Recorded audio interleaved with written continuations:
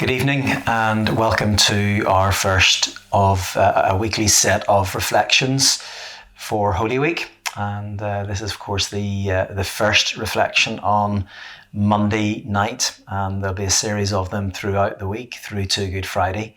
And Stu and Brian will be involved. Stu will be leading the reflection tomorrow.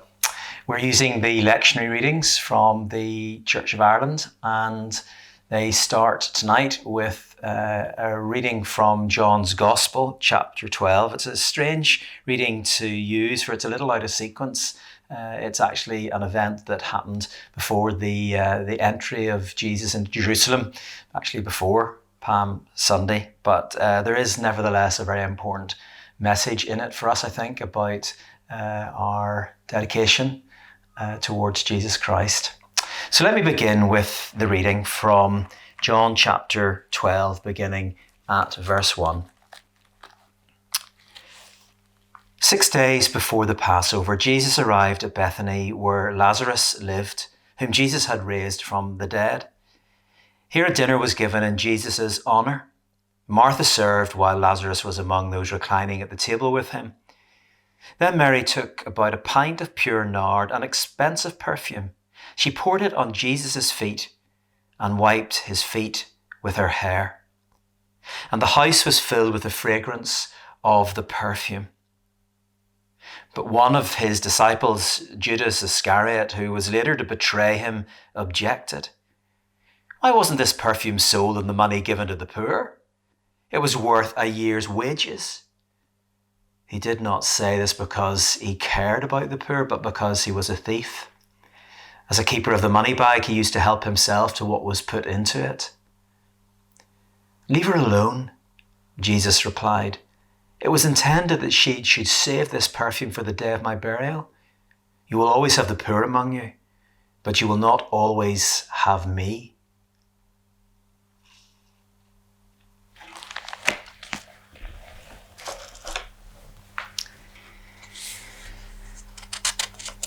All of the Gospels remember a dinner party, an occasion at which a woman startled everyone at the table with an amazing outpouring of affection and extravagance. She takes a large amount of fragrant and expensive oil, broke it open, and anointed Jesus with its contents, wiping it with her hair. Matthew, Mark, and Luke do not remember her name, but John recalls that it was Mary, the sister of Martha and Lazarus.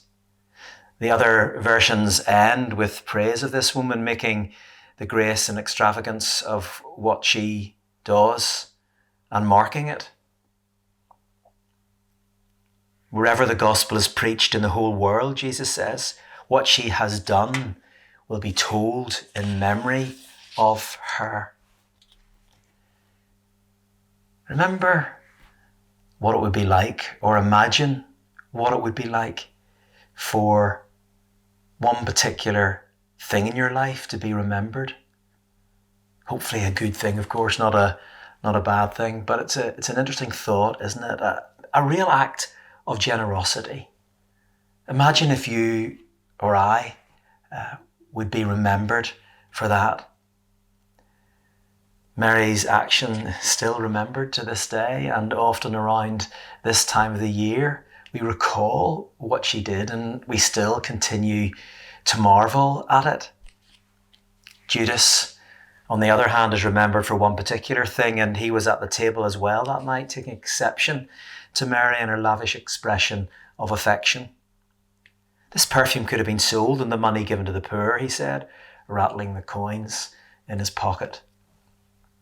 And by contrast, what Mary did that night was so unusual and so extravagant that it really is hard to take in.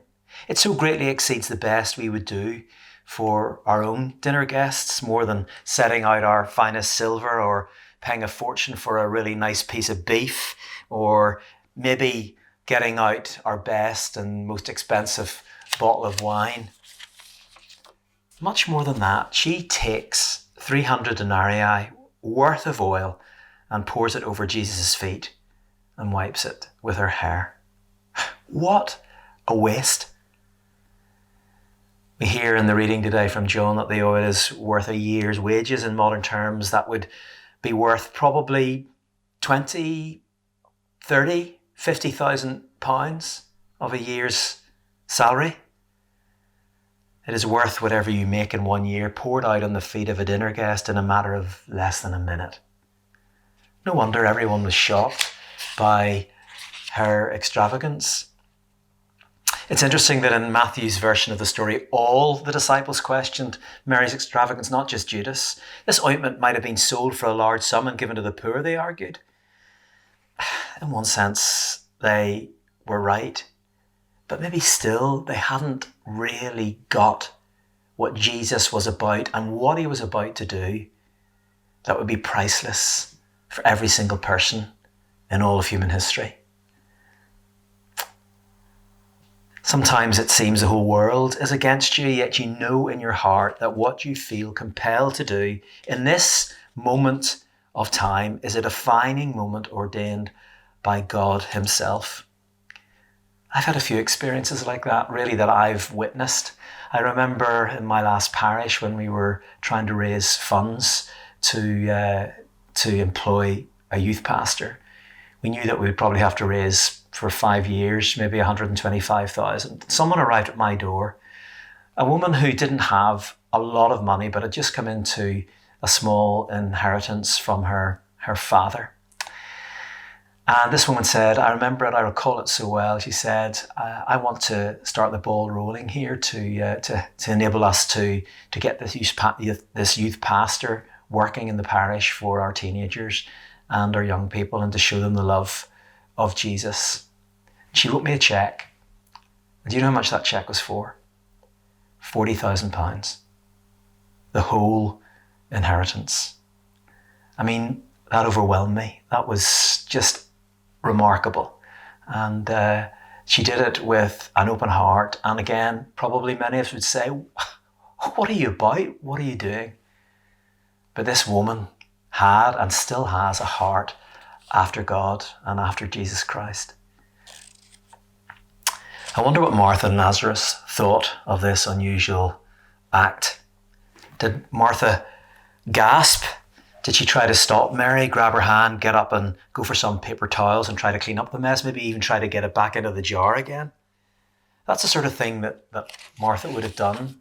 Of course, that's the way she was. That was her personality. Mary, after all, was a bit of a spur of the moment sort, the type we find easy to criticize. Here she goes again, getting all emotional on us.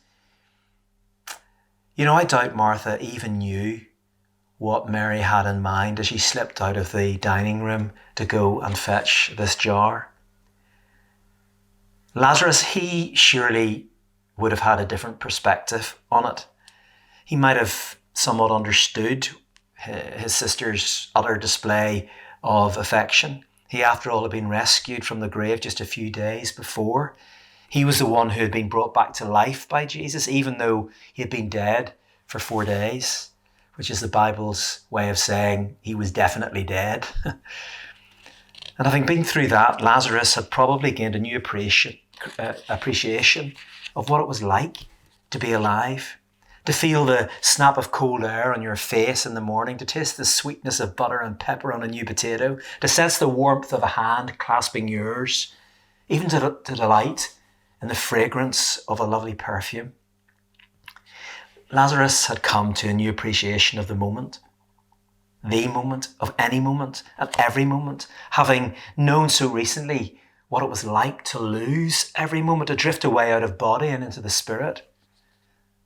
Life was now in bright perspective for him, and the tiny things that often take on huge significance for us and blight our lives, he could see them for what they were, trivial and unimportant. I suspect he even laughed. What Jesus does here is raise in our minds the value of the moment, the exceptional worth of having him with you, even if only for a brief moment in time. What Jesus is really saying is that the value of a thing is not always measured by the price on the label. Kathleen Norris, in her book, The Cloister Walk, writes this: "Those who know the exact price of things, as Judas did, often don't know the true cost or value of anything. Those who know the exact price of things, as Judas did, often don't know the true cost or value of anything." For a moment, in a little house in Bethany, just 2 miles outside Jerusalem, only a few days before the Anointed One would take up his cross, the long-awaited successor to David and the fulfillment of all the hopes and dreams of Israel, sat at the table in the home of Mary, Martha, and Lazarus, and had dinner. And Mary had the wit to pay attention. Whether it was how the candlelit shone on his face, or whether it was the accumulation of her learning sitting at his feet, or maybe a sense of overwhelming gratitude for bringing her brother back from the dead, I don't know. None of us do. All I do know is that Mary realized what time it was. We would know that in biblical terms as kairos, time that is borrowed from eternity, where meaning and understanding dwell. There's something of forever in such a moment when everything comes into perspective, just for a brief moment in time. Like the vision that happens when lightning illuminates the entire landscape for an instant, but in such a way that you continue to see everything around you, but in a new way. It's my deepest prayer for myself this week and for everyone who's listening tonight that you find an opportunity to see something new of God this week for yourself, to find a new perspective, to see the world illuminated in a new way, to think about how you can find a way to be utterly extravagant in everything you have and everything you are. Why do we do it? Well, we do it in this week, and we think about it in this week of all weeks because of the ultimate sacrifice that Jesus was about to take on his shoulders and his broken body so that you and I can find our way back to God. Amen.